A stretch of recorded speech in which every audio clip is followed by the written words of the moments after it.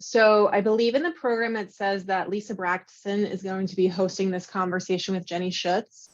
So I'm going to try my best to take Lisa's place. So good morning, everyone. My name is Callie Clark. I'm the Director of Policy for the Center for Housing Data here at the Massachusetts Housing Partnership. We have a very special guest here today with us. Thrilled to be joined by someone who I think might be known by many of you, Dr. Jenny Schuetz. Dr. Schuetz is a senior fellow at Brookings Metro, an expert in urban economics and housing policy. So maybe for some of those questions about academic research papers, we might follow up with her later. She's appeared in the New York Times, Wall Street Journal, Washington Post, PBS NewsHour, Vox, Slate, and now the Housing Institute. We're thrilled to be part of that slate. You can read her full bio in the Housing Institute binder, and please do, because it's a wealth of information. Dr. Schuetz is the author of Fixer Upper, How to Repair America's Broken Housing System, which was released last year. And today I'm going to structure this conversation around a lot of the topics and themes she talked about in her book, use that as a jumping off point to discuss all things housing policy. And what's great about the book is it focuses not only on federal policy, state policy, but also local policy. And I know a lot of us are here today to talk about local policy. So we're going to do the best we can today in our conversation to maybe take some high level learnings and bring them down to the local level to make sure you can walk away with something that you can use tomorrow. With that, please join me in welcoming Jenny to the Housing Institute. Okay, so before today's session, my colleague Lisa Braxton had a short conversation with you, Jenny, that was actually recorded and shared via YouTube. So if someone wants to pop the MHP YouTube link in, please do. It's a 12-minute conversation. And what I was really interested in that is you talk about why you wrote your book, Fixer Upper, and really who it was written for. And I was surprised to learn that it wasn't necessarily for those of us working in the housing space. So can you tell us a little bit about who the book was written for and why you thought reaching this particular audience was so important given our current housing situation? Sure, and thanks so much for letting me join. Callie left out the most important part of my bio, which is that I lived in Somerville and Cambridge for 7 years. Yeah. And I wrote my dissertation on zoning in the Boston suburbs. So if you're looking for sort of the villain origination story, that's probably it. Yeah, the book was written, I'm thrilled that MHP invited me to talk to you today and that you all are here listening to this. But you were not the target audience for the book when I started writing it because you know a lot of what's in it already. And the fact that you're taking time out of your day to be here today tells me that you already know that housing affordability is a really important issue, you care about this, and that you're working in your communities on these issues already. The problem is we don't have enough housing advocates, housing professionals, sort of self-proclaimed housers to get the kinds of policy changes we need. And so we have to make a better case to a broad segment of voters and elected officials that housing affordability and housing abundance really are top of line issues. And I think of this as sort of, if you're talking to the typical suburban homeowner who has a job and a family and a life, they're mostly thinking about their experience of housing. And if they live in a comfortable house and they can afford it, then this is not something that feels like a crisis to them. And they think of maybe people who are homeless or have high housing cost burdens as sort of another set of people, but that's not really my day-to-day problem. And I think we need to do a better job of making the case that actually our housing affordability problems are everybody's problem. And there are 3 different ways that we can do that. And it depends a little bit on who you're talking to, what they find most persuasive. So for instance, if we're talking to leaders in the business community, we might think about emphasizing it's really hard for employers to hire and retain workers when housing is so expensive. And this is definitely something Massachusetts is having issues with, that younger workers, when they get ready to buy a house, can't afford it and they move someplace cheaper, right? And that's bad for the region's labor force and economic competitiveness.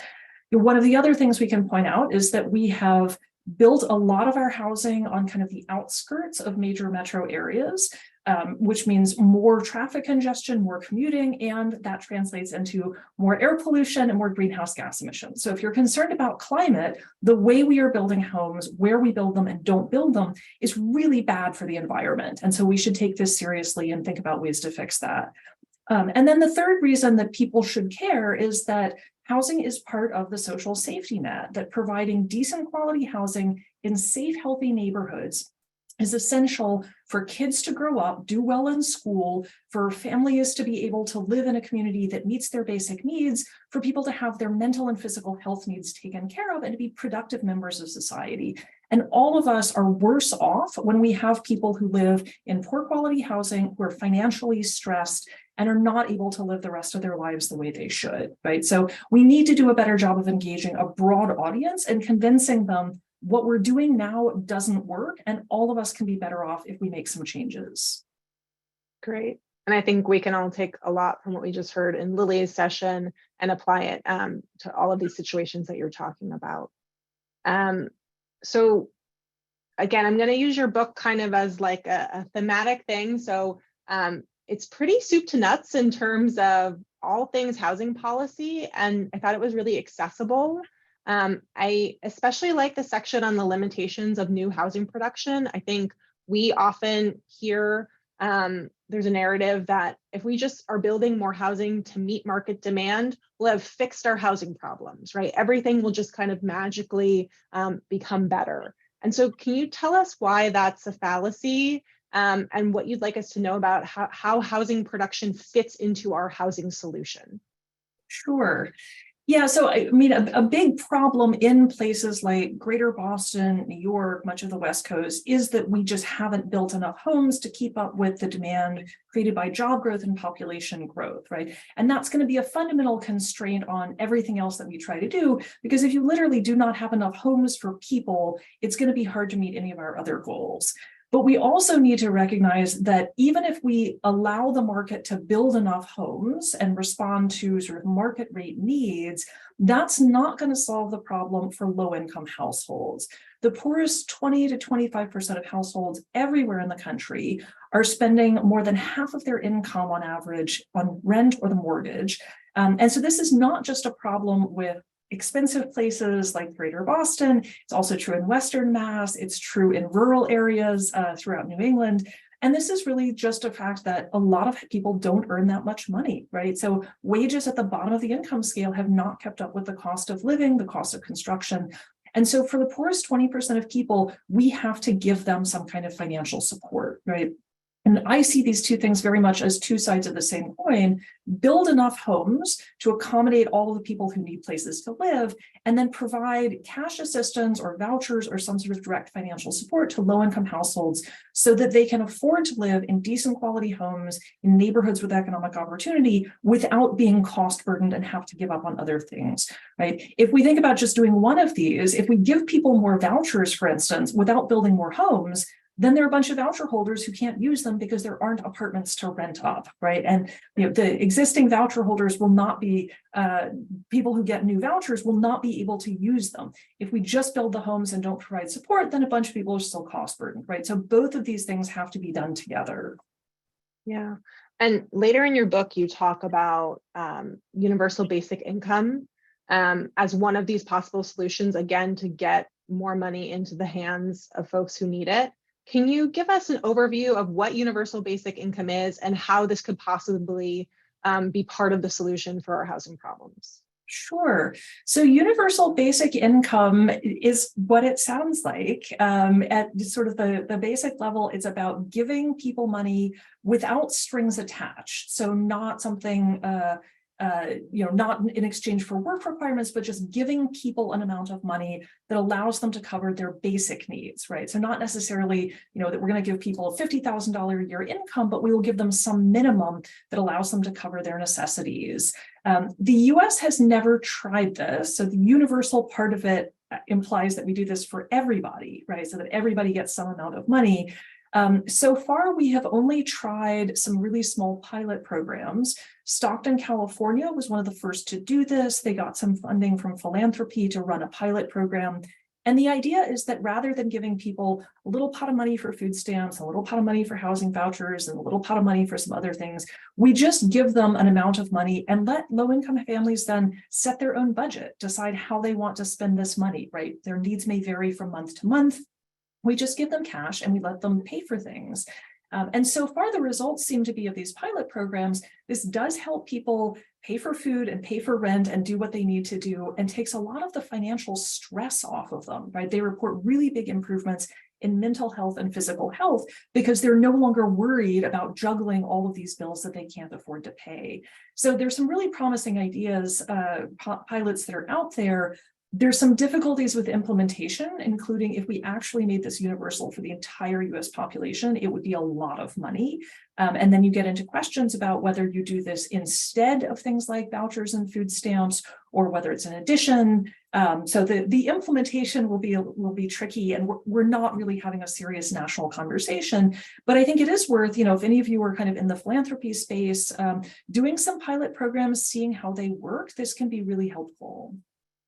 Yeah, and I know in Massachusetts, we have seen some pilot programs, especially in the beginning of the COVID. So if anyone knows of a pilot that happened in your community or in a community around you, pop it into the chat so we can have a little bit more of a conversation about that. And if you saw, was this helpful? Did this work? How did it impact housing issues in your community? I also know that a local research organization, Boston Indicators out of the Boston Foundation, has done a piece of work looking at universal basic income and what that would mean for Massachusetts. So for anyone who's interested in exploring that, I would encourage you to do that. And again, I can pop a link in the chat later. So getting back to affordable housing and the production of affordable housing, we've talked about universal basic income, we've talked about vouchers. Where do you think other subsidies for affordable housing, particularly on the production of affordable housing, fit into this conversation around the need for production? Yeah, that's a great question. And the answer is going to be, it depends on what kind of market we're looking at. So, if you think most of the country, and, Massachusetts is atypical because it's very expensive and has been supply constrained for a long time. But in large parts of the country, particularly in sort of Sunbelt places, the cost of construction is pretty close to the direct inputs, right? The labor and materials. And most households, most middle-income households can afford decent quality housing. So in places like that, building more housing and providing financial support, right? There are a bunch of places that have high enough apartment vacancy rates that if we just gave poor people vouchers, they would be able to rent up apartments. And most people would be taken care of, with maybe some special populations. So there are large parts of the country where actually that would be a perfectly reasonable solution. In places like Boston, and I'm thinking really about kind of the core, right? So the inner core, Boston, Cambridge, in places like New York City and San Francisco, for sure, there is such high pressure on land values that even if we built a ton of housing, it's still likely to be pretty expensive, just because these are very productive places. Land costs a lot of money. And so I think there's a stronger reason to say we should have some housing that is owned or operated and financed by either public entities or nonprofits. And this is also where it gets sort of tricky prescribing kind of generally who should be doing this, right? So, for instance, the Boston Housing Authority and the Cambridge Housing Authority have, great reputations for managing their properties and delivering high quality housing, right? Would they be interested in owning and providing more traditional public housing? Possibly, right? And is that something they could do as their portfolio? But there are lots of places in the country where the public housing authorities are mostly voucher administrators, and in some places where they have not done a great job with their public housing, right? So I live in DC. The DC Housing Authority is under multiple lawsuits for poor quality housing, unlivable housing that tenants are living in. This has been a problem for decades. They've had management problems. And it's really hard to imagine the DC Housing Authority building more traditional public housing and being able to operate that well, right? So, there it might be something like subsidies to nonprofits, or even potentially for-profit developers who get ongoing operating subsidies. So this is sort of a circular way of saying there's some places where expanding traditional public housing might work. There's some places where LIHTC works pretty well. There are also places where LIHTC is really, really expensive. In California, the cost of building a LIHTC unit is up to close to $1 million per apartment in the Bay Area, which seems like maybe not the greatest use of our subsidy funds when there are many places in the country where you could give, you could literally buy people houses for less than that. So this is a hard one to come up with a national prescription, but I think figuring out the capacity of your local public agencies, nonprofit providers, construction costs, and sort of the vacancies, you can figure out what package might work well. Yeah. And for those of you who are unfamiliar, LIHTC is the Low Income Housing Tax Credit. So that's a subsidy that goes in to help build affordable housing across the country, and especially here in Massachusetts. And maybe before we keep going, I'd love, again, since you said you were a Massachusetts resident, you've studied local zoning, what makes Massachusetts an outlier in terms of housing, both for good and bad things? I think we do a lot of great things and we have a lot of challenges. From your national perspective, how do we compare to other places? So two things in particular stand out about Massachusetts. One is that it's expensive, and this is not news to any of you, both in terms of the sort of the absolute housing costs and also the ratio of housing cost to income. Massachusetts is among probably the top 5 or 6 states. The good news is you're not as bad as California and you're not as bad as New York City, but those are pretty high bars in terms of being very unaffordable. And it's not even across the state. I mean, this is essentially a problem of Greater Boston and the Cape, which is its own kind of unusual ecosystem. The other thing that really stands out about Massachusetts housing is that it's very old. Again, not surprising, it's an old state. You had a lot of population growth in the early part of the 20th century, but more than 1/3 of the housing was built prior to 1940. Some of those homes are well maintained and in good shape and have been rehabbed, but a lot of them aren't. So you have a lot of existing housing that is old, that is not very energy efficient, that has pretty high maintenance requirements. And some of that is because the state has grown slowly, and so you've not built a ton of new housing. Some of it's because the regulations make it hard to replace older housing with new housing. And so I think those are sort of the two challenges that the state has to deal with. In terms of kind of the good outlier, and I will say, the reason you don't have enough housing and it's expensive and you're not replacing your old housing is because local governments, particularly the most affluent suburbs, have made it really hard to build, right? I wrote my dissertation on zoning in the Boston suburbs, and some of them have come up with just incredibly creative ways to make it impossible to build anything except a $2 million single family house, right? Which is going to be unaffordable to most people and overall results in much less housing than those places need and would have otherwise. I will say Massachusetts also has an amazing ecosystem of public agencies and nonprofits that are thinking about how to fix this. So you have lots of nonprofit providers, you have lots of policy innovations. I'm a huge fan of the MBTA communities. I think this is a great model for other states across the country. We're certainly watching to see how the implementation plays out, but I think that's exactly the right kind of state level engagement. Chapter 40B has helped over the years bring more multifamily rental housing into places that otherwise wouldn't build it. So it's better than if 40B didn't exist. On the other hand, it hasn't fixed the underlying problem, which is that too many of the suburban communities are incredibly restrictive and just don't allow housing under a more straightforward process. So I'm glad that you brought up transit-oriented development. That's where I was going. And I did just want to note that several years ago, we did a presentation called Illegal Neighborhoods here at the Housing Institute, which for all of you planners out there, I'm sorry I said illegal, I mean pre-existing non-conforming, which is basically looking at neighborhoods and across the Commonwealth of Massachusetts that could not currently be built under our current zoning, right? And these were a lot of places that we love, that are walkable, that are dense, that have goods and services nearby. You can pop in and grab a coffee. There's a library down the street.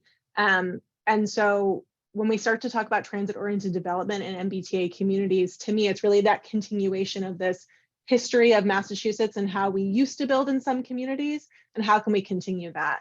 So can you tell us why TOD is so important to the country as a whole? Maybe let's start there and then we'll zoom into Massachusetts and talk about that. So TOD is actually not that much of an issue nationwide because a lot of the country doesn't have public transit or sort of well-functioning transit systems. So again, this is a great feature of Massachusetts that you guys have not just the T, but you have rapid bus transit, that you have commuter rail. And so you have a fantastic transit infrastructure. Places that have this transit infrastructure offer the opportunities for people to do more of their daily needs, not just commuting, but errands and socializing and getting around without needing to drive a car, right? And so and transit infrastructure is expensive to build, it's expensive to maintain. Public transit only works when you have a lot of people who are close to the transit stations. So we want to maximize both the number of jobs, the number of homes, and things like shops and retail and restaurants within walking distance of your transit corridors. So think not just about the stations, right, but the entire corridor, right? That's really where you get the biggest bang for your buck in adding more housing because people are able to do so much of their daily life without needing to drive, right? We know that we have to reduce vehicle miles traveled to meet our greenhouse goal emissions. And the only way we're going to do that is by concentrating economic activity of all kinds near transit and building things that are close together, right? So homes next to stores is another way to get there. Even if you're not close to transit, this proximity is really, really helpful. And it's also it's a nice way to live, right? It's great for people to be able to walk out their front door, go to a coffee shop, drop off their dry cleaning, drop off their kids at school without having to get in a car and drive and park someplace. So it just makes for a really convenient lifestyle. And I will say that, Boston is thinking productively about how to use their transit infrastructure. So some of the mapping work, for instance, showing transit stations that have lots of empty space around them or have low density housing or parking lots. That's the first step to figuring out where is your underused land and how can you make better use of that, right? And so, I think this is fantastic that you guys are trying to mobilize this. Thinking about how to use that land better, thinking about how to provide guidance to localities about how they can use that land better. There are a number of other places around the country, mostly the big cities that have legacy transit systems that are also thinking about how to do this well. The other nice thing about the MBTA communities is that this is really where one of the state's guiding interests comes in because the state provides subsidies for the transit system. So it's one of the areas where their interest is strongest in getting more riders onto transit, especially during the work from home era. And the way you do that is by coordinating your land use better. Yeah. And I know that you did some work with, again, our friends at Boston Indicators in 2020. You wrote a piece called Zoned Out, Why Massachusetts Needs to Legalize Apartments Near Transit. I recommend that anyone take a look at this piece. And it sounds like your wish came true with MBTA communities. I think that came out in November of 2020, and MBTA communities was part of a bond bill that was released in January 2021. So just continuing on this theme a little bit, why is this a unique moment for Massachusetts to envision a different reality for future generations on housing issues? I mean, again, I'm a millennial. Housing issues are just kind of part of our DNA at this point. How can we use this opportunity of MBTA communities or other opportunities to just make it easier for the next generation? Yeah. So if the implementation goes well, and there are promising signs so far, MBTA communities can help in at least 3 different ways. So one is just on the total number of homes, right? So if you think about, we featured Wellesley in the case study. It's easy to pick on Wellesley, right? So they have very low density development around most of their commuter rail stations, which means that there aren't that many people who can live within walking distance of the station, right? If you change the zoning to allow townhouses, low to mid-rise apartments, you can just get more homes, right? Which the state needs overall. So more housing production. You can also get smaller homes that are lower cost relative to what the homes are, right? And the numbers here, you have to get yourself in context, right? So the median existing home in Wellesley sells for something like $1 million. You can build townhouses for maybe $800,000 and condos for maybe $500,000. That's not cheap, but it's cheap compared to the housing that's already in Wellesley, right? And so the idea is if you can build smaller homes using less land in those expensive places, you can not only get more total homes, but the price is cheaper or the rent is cheaper. And so people who can't now live in places like Wellesley would be able to move in. Right. So whether they're looking for access to public schools or just a nice place to live, or this is closer to their job, this enables more people with lower incomes to move into the expensive and exclusive places. And then the other piece we've already talked about, which is that building housing strategically close to transit corridors and close to Main Street's commercial areas lets people reduce their driving, lets them do more of their errands without needing to get in a car. And this has climate benefits and lifestyle and health benefits as well. Okay. So another topic that's really relevant for this group is, so we zone for more housing, we're building more housing. This is great. Who's paying for all of the infrastructure that comes along with new housing, right? So you talk about examples of infrastructure. It's water, sewer, but it's also parks, libraries, roads and sidewalks, childcare facilities, right? All the things we need for a vibrant community. And one of the things that's a challenge is that this is all necessary, but the responsibility to pay for these goods and services is often at the local level. So can you talk us through why that is, and maybe why it might make sense to shift some of this, or at least share the cost of this needed infrastructure with state and federal governments? Sure.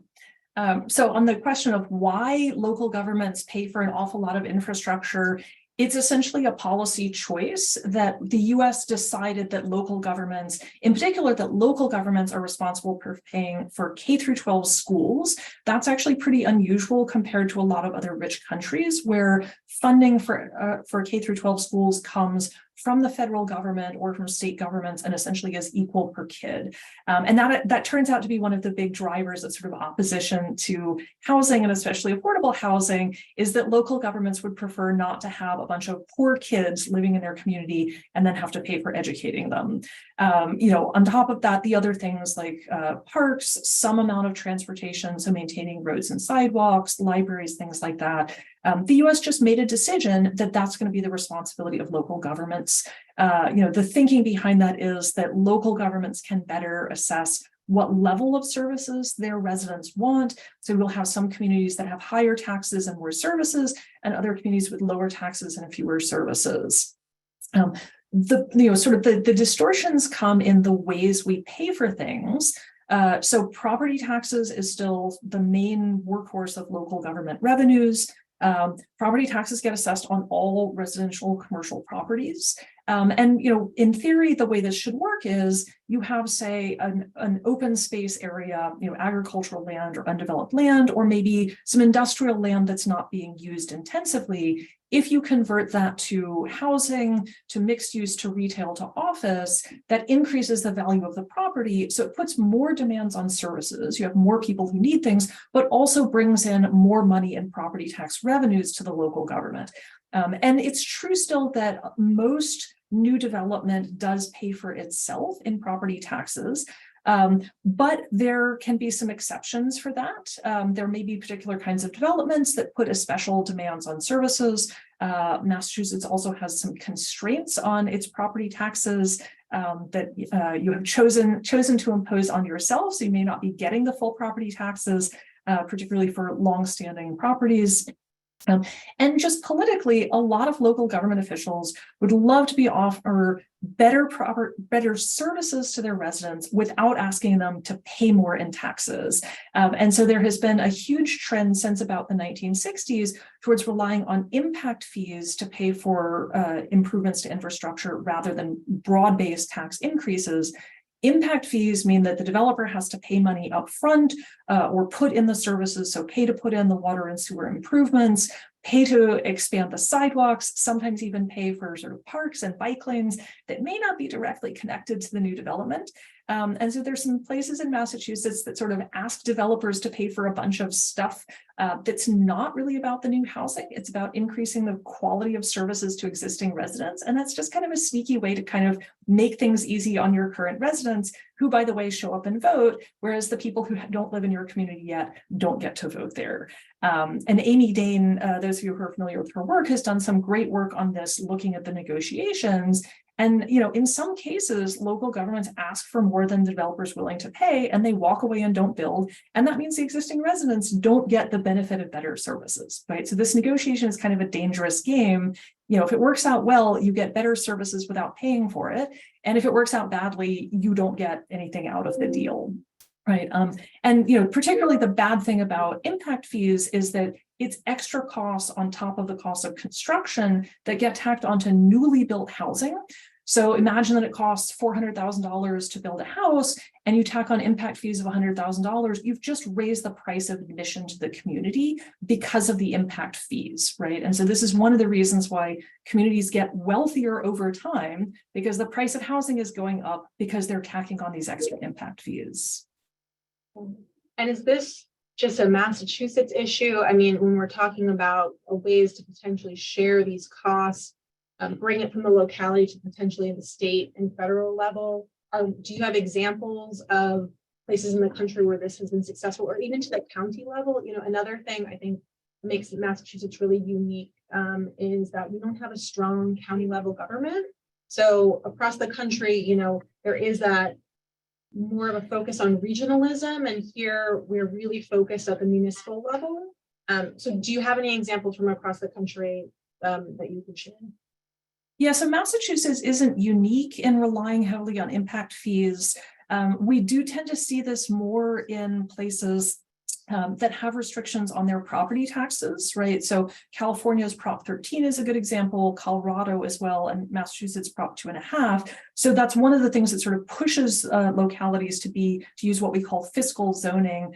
The other thing is that it's not so much that the absence of county governments, but that so many of the cities and towns are really small, right? So a lot of the public services are inefficient to operate at small scale. You know, think about operating a school system and police and fire and water and sewer for a community that has 5,000 to 10,000 people, right? So it's just not an efficient scale of provision for a lot of this. And there are a lot of these smaller communities. So, you know, voluntarily agreeing to work with your neighbors and share some of the costs of this stuff would be one option. I think there's a really strong argument for state governments to provide more grants for communities that are willing to provide more housing and more diverse housing to offset the costs of things like additional schools, additional transit infrastructure, you know, whatever the infrastructure that makes the housing work, the state can provide at least some kind of a matching grant on that as an incentive for localities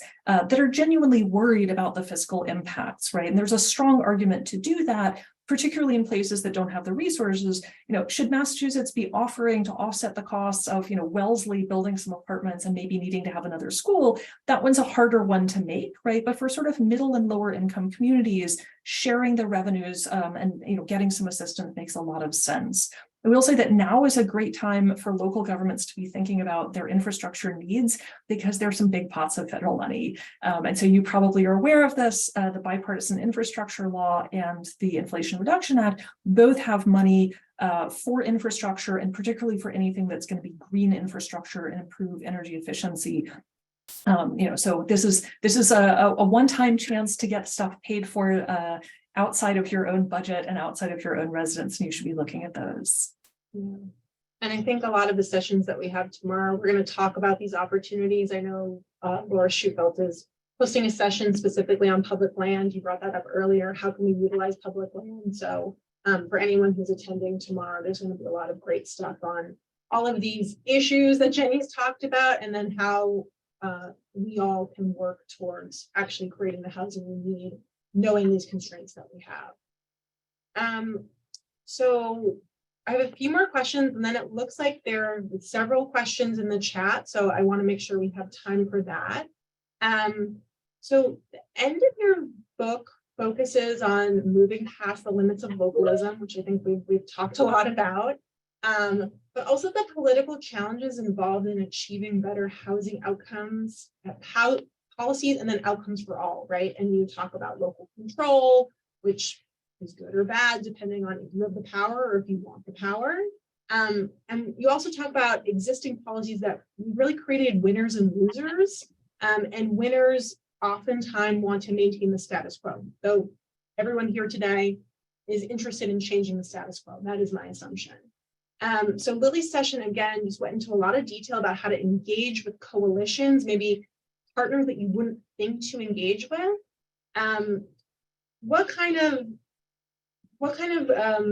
advocacy would you encourage? What do we need to see in order to break down this winners and losers and make real change at the local level? Yeah, so I'll take sort of two different angles on that. One is that some of the winners from the current system are probably not going to come around. It's like one of the just big splits that we actually don't talk about that much in politics is just the difference between homeowners and renters. The US has spent a lot of time and thought and money building up a system of homeownership and encouraging wealth building through homeownership, both at the individual level and community level, and subsidizing homeownership, right? Explicitly through the federal tax code, through things like the mortgage interest deduction, implicitly through things like highway spending, which encourages people to move out to the suburbs and drive. And so, suburban homeowners are big winners under a bunch of the current policy systems. Most of them don't think of themselves as benefiting from government subsidies, right? I buy a house, I drive my car. Why is that, a subsidy? And it's unlikely that we're going to sort of convince them that they're takers from the system and that they should maybe be okay with leveling the playing field with renters and people who ride transit. It's just a hard argument to make. And so one of the biggest constituencies in favor of the status quo is the median suburban homeowner. There are a lot of them, right? So going back to sort of my opening point, we can make some cases that there are some big social costs to our current system, but it is also true that people who live in big suburban houses and drive SUVs may have to pay more for their lifestyle, and they're not going to like that.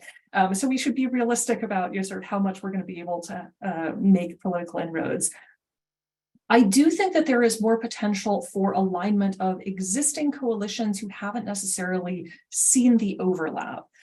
So I talk some about the pro-housing movement or abundant housing movement. You have a great statewide organization, Abundant Housing Massachusetts. You have a bunch of great local organizations that are pushing for these sort of zoning changes to make it easier to build housing. Those are quite new, and they're strategically trying to reach out to an older set of organizations that organize around more funding for low-income housing, right? So advocates for tenants, advocates for more voucher funds, more LIHTC funds, the affordable housing community and industry, right? Those necessarily haven't always been aligned with the zoning reform movement, but we're starting to see much more of that. And I think that's really helpful. Certainly when you talk to nonprofits who build affordable housing, they recognize you can't build a LIHTC project in a place where zoning prohibits market rate apartments, right? So more funding, zoning reform really do go hand in hand for the production side. Tenant advocates, some of them are willing to align, some of them are concerned about displacement, finding ways to have those conversations and make sure that there are policies in place to protect tenants.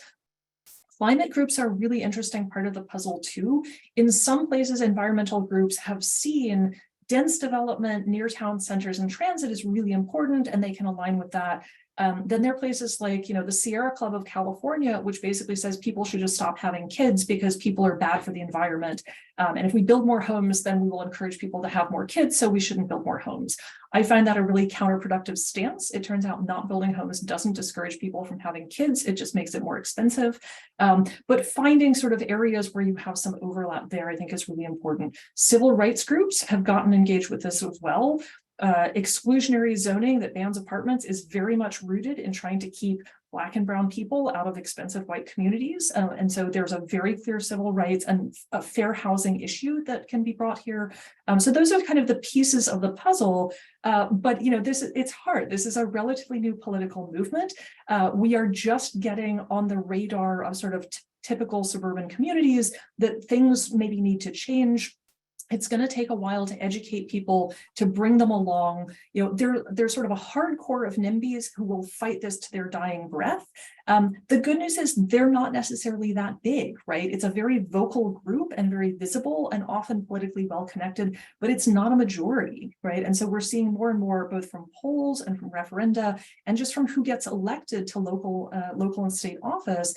People are broadly supportive of building more housing and tackling these challenges if you can get elected officials to understand they may have a majority support for this, and the minority of really loud NIMBYs need to be put in their corner. Like, don't let them run the conversation because they're not representative of voters overall. All right, these are my last two lightning round questions. So as we said at the top, the audience here today, all 199 of you, it's full of local volunteers, officials, nonprofit organizations. That's just the beginning of, we have a really diverse group of folks here today. What would you say to this group that is fighting hard specifically to build affordable housing in their communities? And what are some lessons they can take from your academic research and implement them in their everyday lives to build the housing for the folks that need it? So one of the most important things you can do is have conversations with the people you know in your life who either aren't mostly with the people who aren't engaged with this, right? So trying to convince your hardcore NIMBY uncle is probably not a great use of your time, but a lot of the people in your life just don't think about this. Talk to them about what you do and why you're doing that. Meet people where they are, right? I understand you love your neighborhood the way it is. You're worried about change. You're worried about displacement. Let's talk about what we can do to fix that. Let's talk about the concrete things that we can do to address your concerns and talk about the benefits to all of this, right? These person-to-person conversations with people you know are so much more effective than flyers and mailers from advocacy groups. And so the more you can engage with people, meet them where they are, and tell them why it is you're doing the work that you do, the more people we bring over to our side. All right, and my final question before I think we open it up to the audience is, when should we expect to see change? And I'll back this up a little bit, right? So we've talked a lot today about zoning and housing production, but this doesn't happen overnight, right? Especially if we're talking about zoning, we're talking about 10, 15 years in the future, we might see something different, but that doesn't help folks that are struggling today.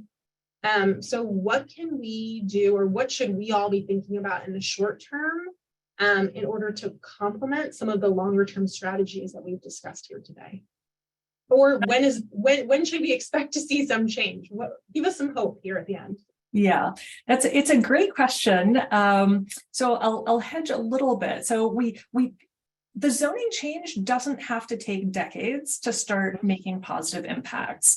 And we do see places that are willing to move fairly quickly to get their regulations revised. If there is strong demand, as soon as the new rules are in place, and actually even before, like, developers will want to build in these places, right? So it takes a while to get enough new supply online that you see a meaningful impact in rents and prices, but new units can start coming online pretty quickly, and we should try to get this done fairly fast, right? Don't let the perfect be the enemy of the good.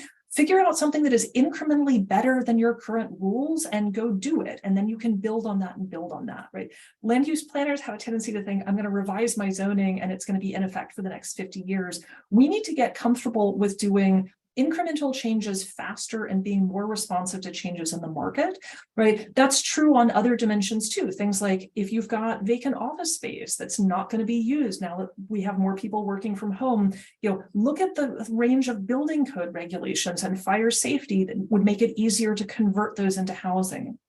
Homelessness is a great area actually to do some quick experimentation, right? So figure out how to get units up online, homes that are better than people sleeping on the streets. We need to get more comfortable with experimentation, with trying things, with learning from our successes and failures, and with being more flexible. That's really hard for the public sector. We tend to be very small c conservative, change resistant.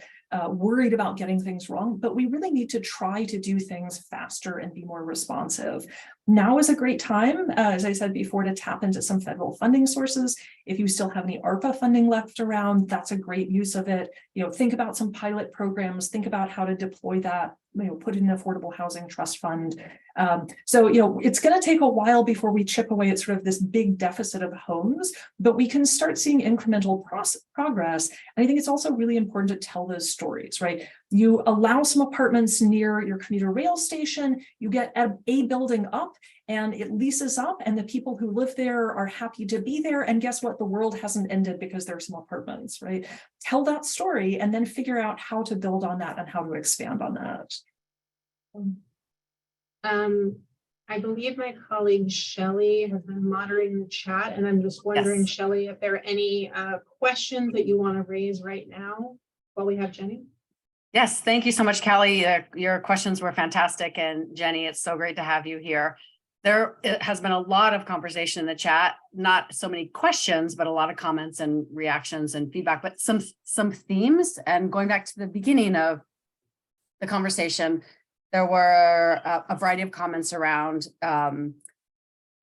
acknowledging that we have people in our communities that aren't really inclined to be empathetic about the economic suffering of our neighbors, of other people. And I'm wondering, Jenny, if you can just offer some language that folks may be able to use in their communities to help address that and help people understand why the economic suffering of some does impact all of us. Yeah, it's this is going to depend on who you're talking to. People who are comfortable saying out loud, I don't care if they're homeless people, that's their problem, not mine. It's going to be hard to bring them over.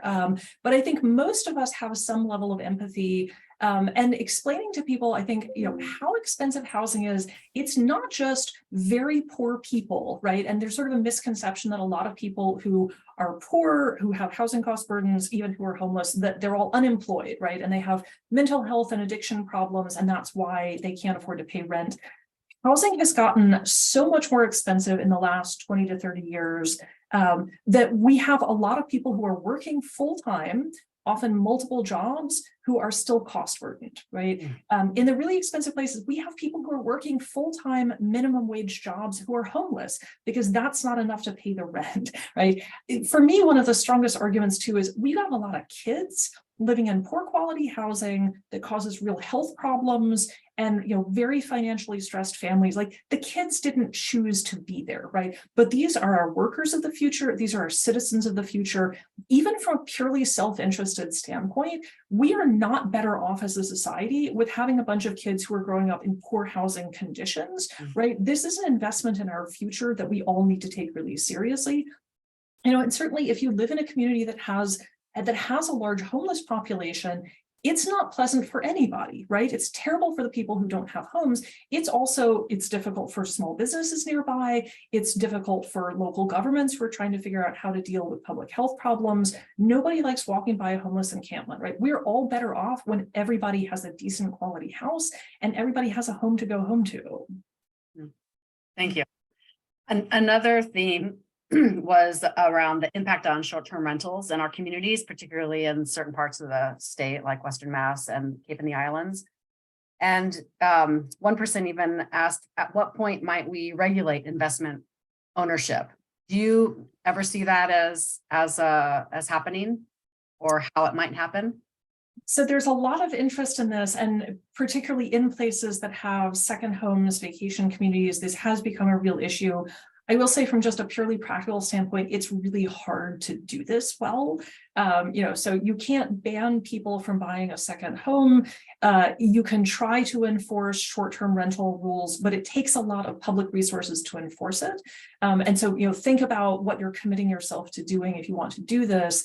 The other thing is that there are a couple of reasons why we wind up with this. In some places, the demand for short-term rentals reflects that there aren't enough hotel rooms, right? And so providing more hotels, making it easier to build hotels in places that have a lot of seasonal visitors would actually help with that.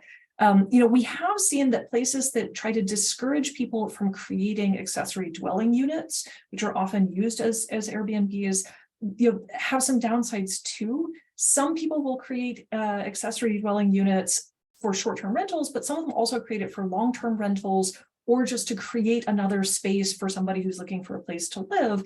We don't want to discourage adding more housing units, right? And so, you know, the restrictions on that may have some unintended consequences.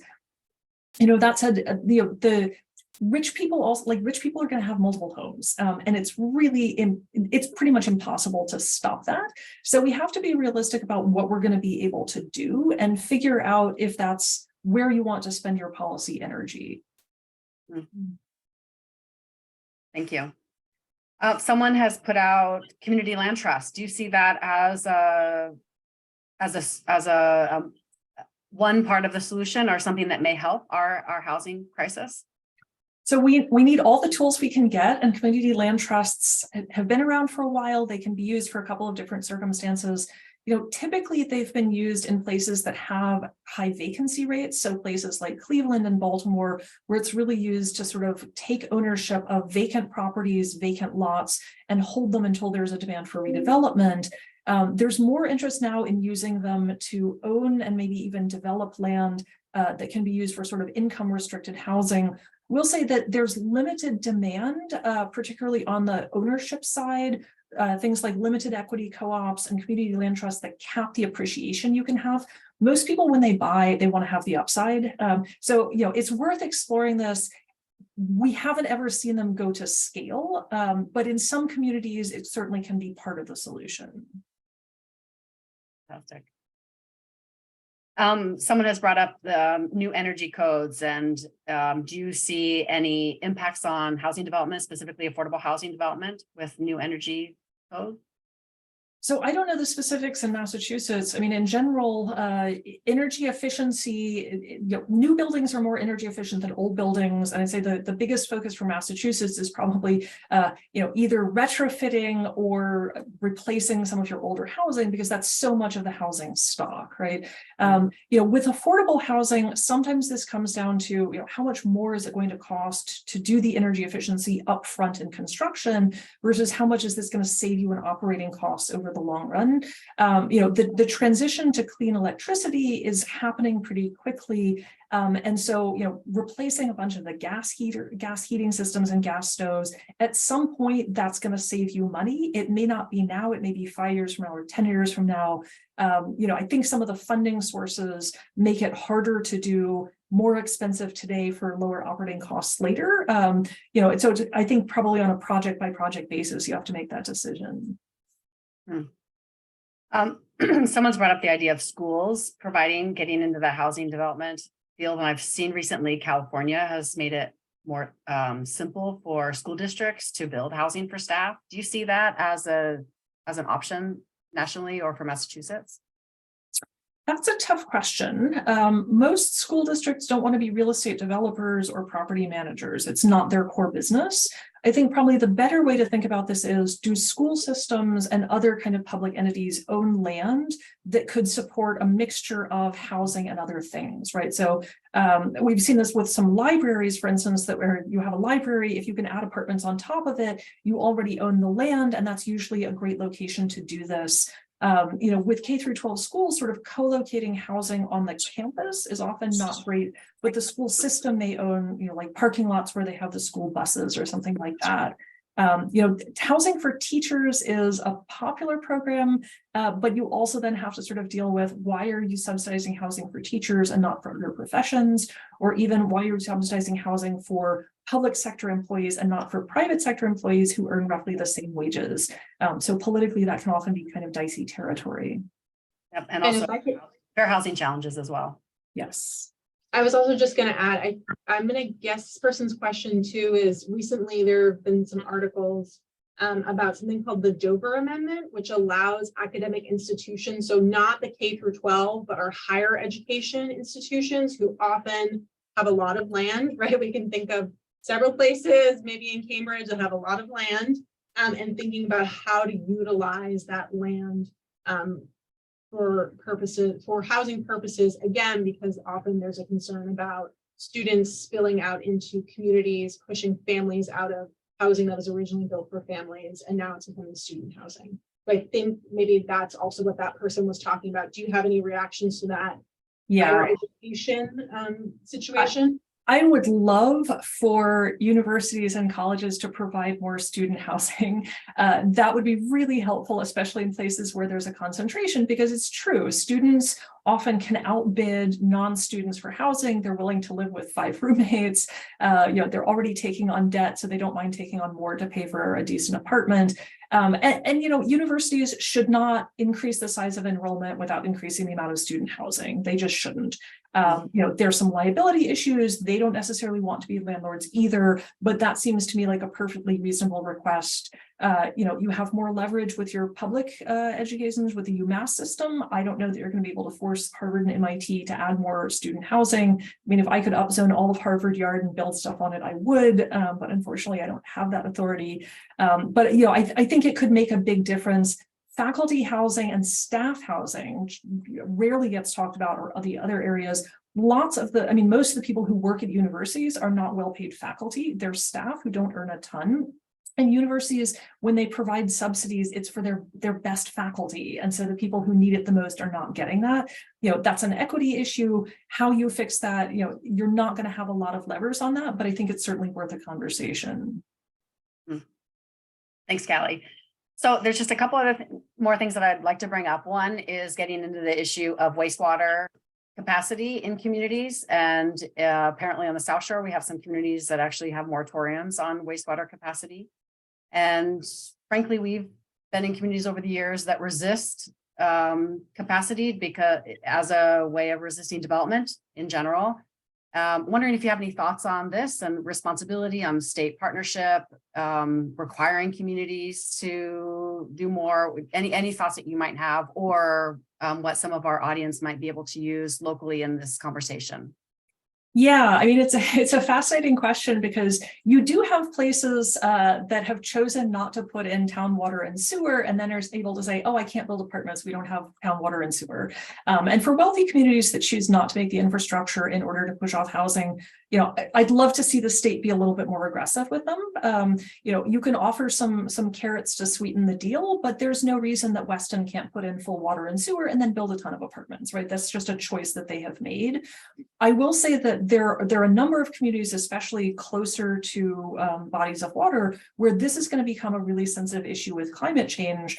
Right? As the water table rises with sea level rise, wells and septic systems will be compromised. And so there are areas where we shouldn't be expanding housing or commercial development, and we may need to relocate people because it's just not sustainable. Distinguishing between the places that genuinely can't expand their infrastructure and the places that choose not to do it may be a little bit harder, but that's a conversation the state should be having and thinking about the policy levers they have. Fantastic. And then that kind of leads into the next level, on the federal level. Do you see other kind of policy solutions or things that we should be considering the federal level to support more affordable housing development across the country? The best thing the federal government could do is make housing vouchers an entitlement and just provide funding for everybody who needs it. Talk to your federal reps. That's not going to get through Congress anytime soon, but it's worth continuing to flag this. And every time there's a budget, trying to get more funding for direct household subsidies in the most flexible possible way.